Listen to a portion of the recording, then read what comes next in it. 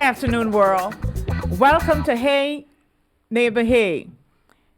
I'm your host, Winnie Wilkinson, and today we are diving into what makes our communities tick. Here in our little corner of St. Albans, Vermont, we believe that we all must coexist to exist. And I've got a fantastic guest here joining so that we can explore how cooperation, compassion, and shared vision keep our communities thriving. So grab your coffee, your tea, or water, settle in, and let us celebrate the power of coming together right here, right now on Hey Neighbor Hey. And I'd like to introduce my guest, who is the executive director of Avail. His name is Jacob, and I'm gonna let Jacob introduce himself. Thank you so much, Winnie, for having me. And sorry for all the time it took me to get here. That's okay. My name is Yakuba Jacob Ogre, and I am the executive director of ALV. ALV is a community-based organization that mainly started by a group of Africans who were resettled or have chosen Vermont for home. But over time, the organization grew to serve all the groups that were resettled in this, are being resettled in the state. As you know, Vermont is a resettlement hub. Yes. And per se, we have many ethnic groups coming from various parts of the world that have chosen Vermont as home, and that Vermont also welcome. And they have tried as much as they can to settle here, to rebuild their life, and also try as much as they can to give to the community that has welcomed and supported them. Yes. And our organization, therefore, provides services ranging from basic case management, like helping folks understand their mail, access services, look for employment or housing if they choose to stay in Vermont, but also supporting them through the journey with mental health support for those who have gone through a lot of trauma, for example, or looking to adjust their status, because we do provide immigration assistance, mainly with green card and citizenship petition. And for those who are citizens also, we help also with family reunification. So we do provide this broad range of services.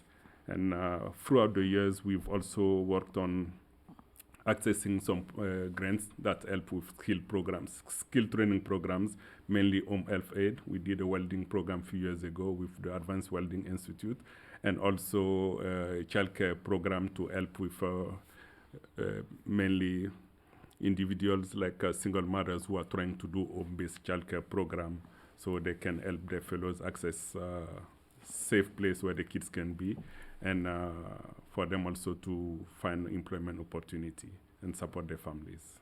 That is a very wonderful wide spectrum of services. And I know that you work with other organizations. What does that look like? You know, on our own, we would not be able to accomplish much. Mm-hmm. We do believe that collaboration is key to any success. And within our state, we do not always have all the wealth we need to provide services.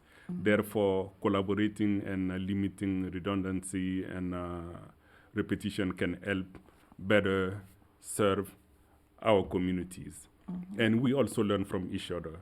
Yes. ALV does not have all the resources, but working with other well-known institutions, services that have the manpower and the knowledge can also give us the knowledge and empower the communities we are working with and help with smoothing the referral process. Yes. Therefore, we've opened and broadened our services for mental health, for example. We do not always have a mental health counselor that is coming from the refugee groups or the immigrant groups that are settled in Vermont.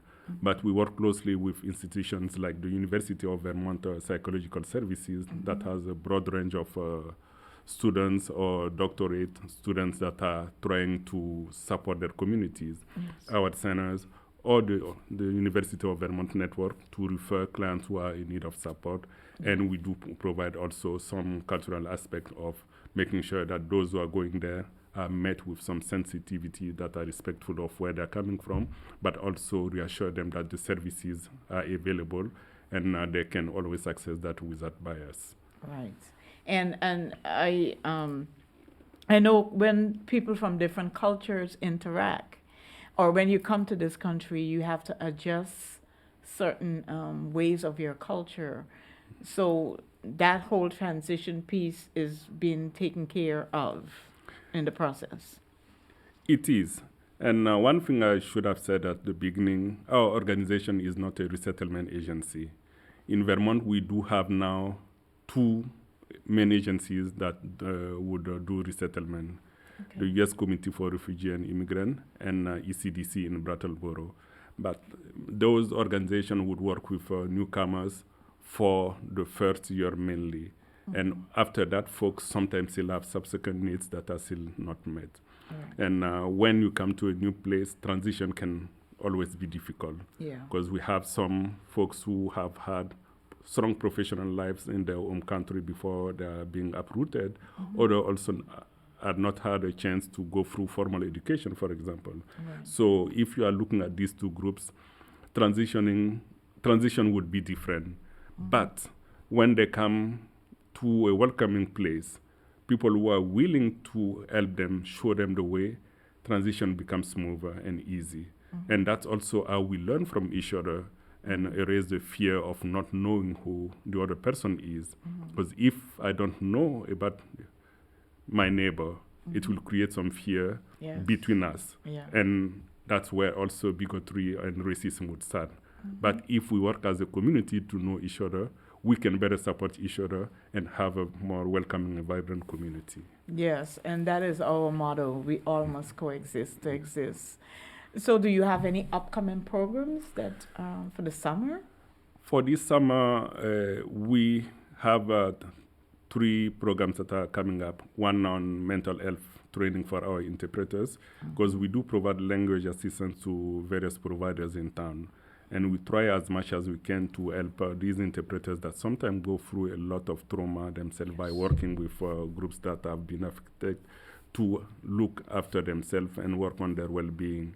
So we have one coming up in June, a day-long training, but we are also going to invite other providers in town to join us so they can also learn on how to work with interpreters.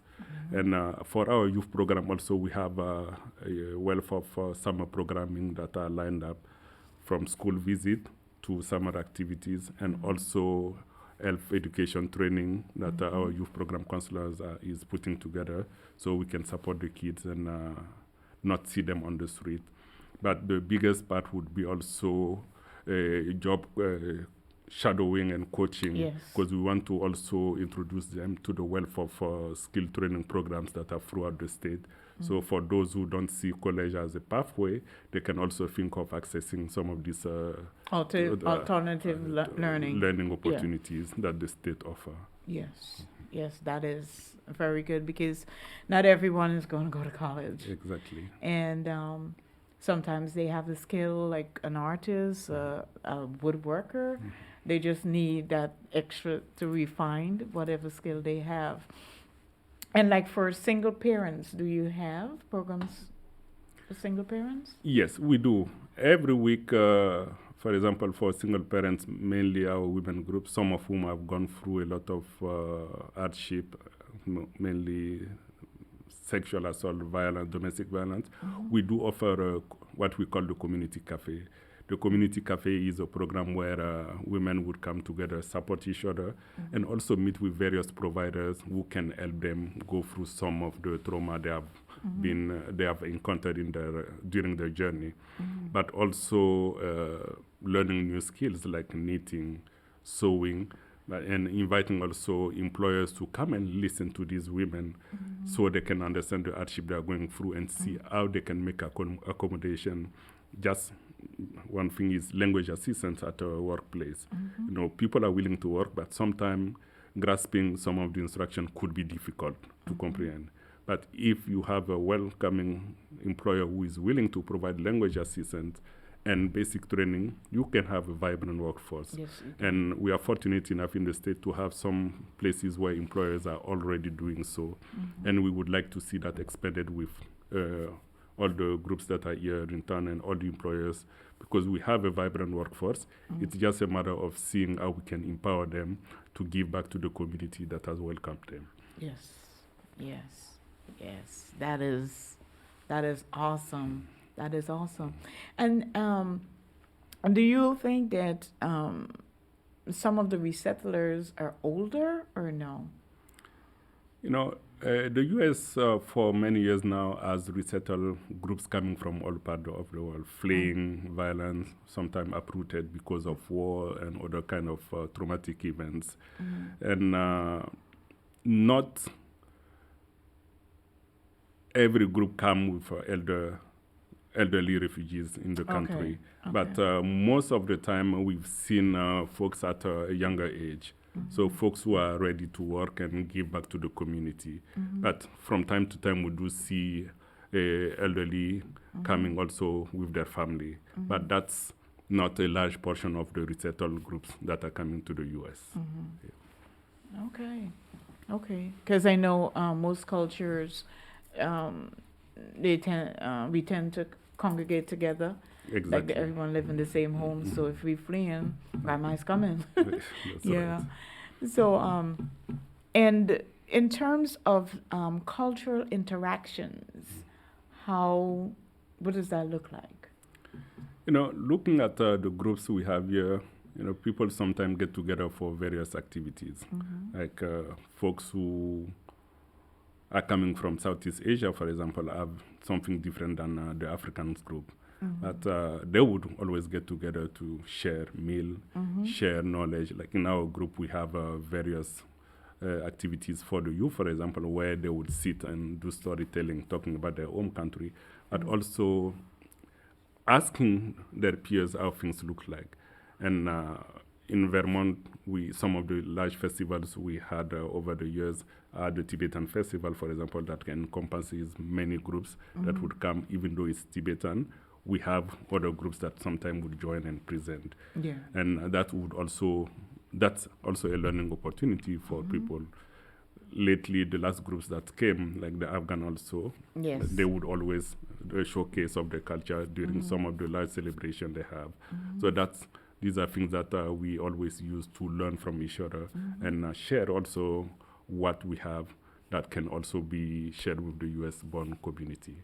Yes, yes. You know, I was at the demonstration last night for the migrant workers who were arrested on Monday, and the Afghan was there, the Jewish committee came out, the people from the Gaza Strip, and it was one common thing that we all are in this together. Exactly. And that was very powerful. It warmed my heart for that, because there's no longer us them. We are in this together as a community, and again, we must coexist to exist. Now, if someone is looking to get any services from your organization, what does that look like? You know, we welcome anyone to our doors. We usually take walk-ins. We are based in Wellington at 20 Allen Street.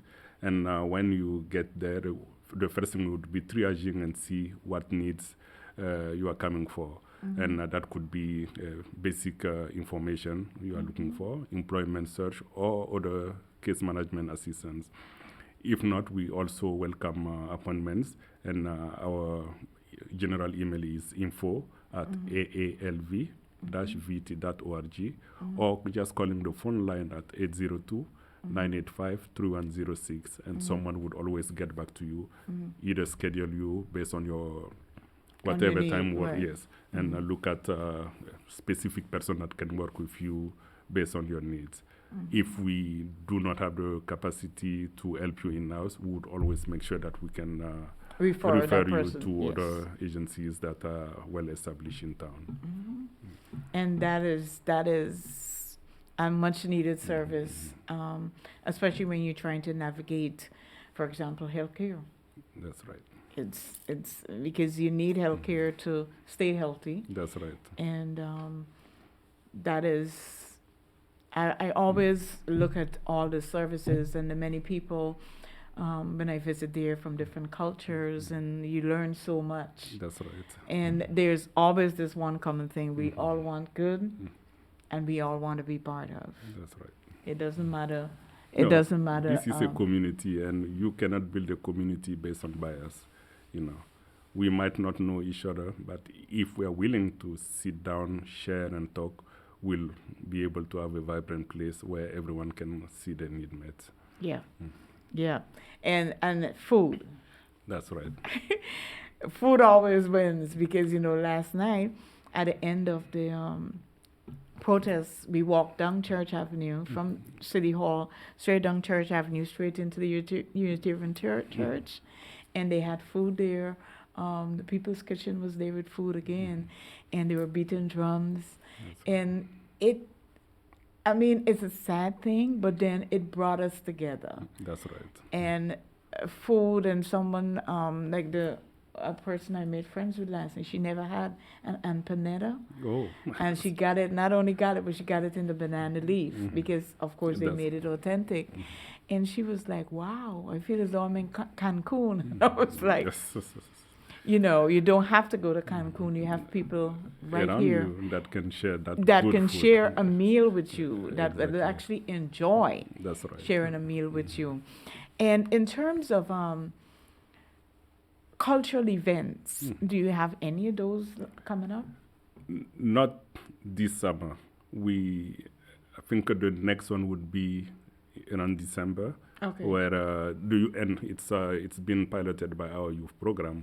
What they are doing is reaching out, and they are doing that through photo voice and video Yes. project, where they will invite a various culture to showcase of their culture, either through art exhibits or dance, and also, as we said, food. Food, So yeah. the youth program has taken on themselves to run that as a pilot program Yeah. to see how they can have that. And that part of the project is funded by the Vermont Community Foundation through the youth media program. Yeah. And they are just going in the neighborhood, getting pictures, recording, and also putting together these events that I'm sure would be well attended. Yes, yes, because it's the guest that we had here before, Jessica, she actually went to Kenya on her own. Oh, Left here, went to Kenya to explore, because she's looking and she's searching, and at some point people go on a journey as to find out the whys, and the food, and she went to a convention, a civil rights convention in New York City, and then when I saw her, she was doing whatever, and I was still in the convention, and she said, "Oh, I have pig ears." Okay. And she was like, "Yeah, and it's good." And I was like, "Okay." So, it doesn't matter. It's just us opening our minds exactly. to something that is different. And the beauty of Vermont also is that we have many people who've traveled the world. Yes. And they have given back to many communities throughout Yes. the world as Peace Corps volunteers Yeah. or working with churches around town. Yeah. And when they come back to Vermont, they bring part of the world also to Yes. the state. Yes. And it's always good to come across some of folks like that who have visited maybe a land where you've lived previously Yeah. to remember that, oh, this is my fellow Vermonters who spent some time in my home country. And I'm always happy when I see some folks like that Yeah. talking about places in Africa where they've served as Peace Corps volunteers, for Yeah. example, and Yeah. reminding us that they brought a wealth of knowledge, but they also learn from our communities. Yes. And thanks to them, the community that is receiving now refugees is not lost. Right. Because they have some of their sons and daughters who knew about those cultures and brought it here, and now are willing to open their hands and receive new community and help these folks also settle and also Feel comfortable. Exactly. Yes. Yes. Yes. So I would like for you to give the phone number for the agency, and And the email address, your website, your social media information. Our office phone number is 802-985-3106. And the general email is info@aalv-vt.org. And the website is aalv-vt.org. If you go to the main website, you will get all the information to access, to contact us, or to see the programmings we are offering also. And you do accept donations as well? Yes, we do. Yes. And thanks to all the generous support, we are able to achieve what we are trying to do. Yes. You know. And do you have like Facebook and Yes. Instagram? We do. And also, we have also that information on the website, so you Okay. can also click and tag and follow us as much as you need. Okay, yes, certainly we'll do that, and we'll have that on the YouTube channel as well. And you know, this is what Hey Neighbor Hey is all about. It's bringing different community people together and explaining what it is that we do, how we are fitting into the community, how we, as we work together, that we can coexist or exist, and we could build a thriving community where all of us feel welcome, because we must coexist to exist. And once again, you are listening to the local talk show in the state of Vermont, in a town called St. Albans, at the studio of Northwest Access TV. And this studio is available to community projects like this. And we talk about things in our community. And we share information within our communities, so that you will know what is happening if you don't know, and how you can be part of. If you would like to support AVIL, AALV, you could go to the website. And if you would like to make a donation, you could make that donation on the website as well. And you could look at all the other programs that they have. And maybe you may know someone that you could refer to the agency. And keep in mind that if the person goes there and they don't have that service, they have the information that they can share, so that that person could have services or have the referrals, the services that they need.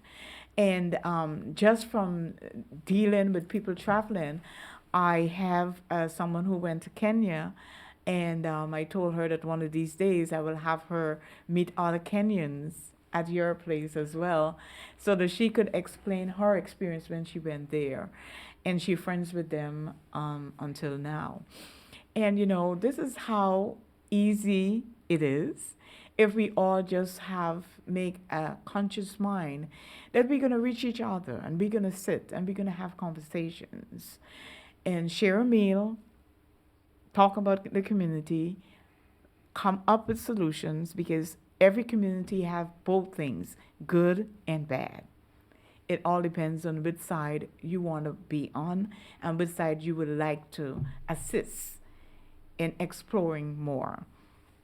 In St. Albans this weekend is a Maple Festival, and the downtown is closed right now, but you could go there. It's going to be from today, tomorrow, and Sunday. There's going to be a parade on Sunday, and a lot of wonderful things. You could also look at that online. And once again, this is Winnie Wilkinson from Hey Neighbor Hey, and we had our show today. You could also go to our YouTube channel, which is Hey Neighbor Hey. Our handle is Hey Neighbor Hey O. And you could look at all our pre-recorded segments and make comments. And we're going to be adding new information to our website as well. And once again, I want to thank you so much, Jacob, for coming, giving all the information. And again, as you see, it's as simple as that, just reaching out. You'll get more information. You could donate to the cause. and join in one of their festivals or any event that you would like to join in.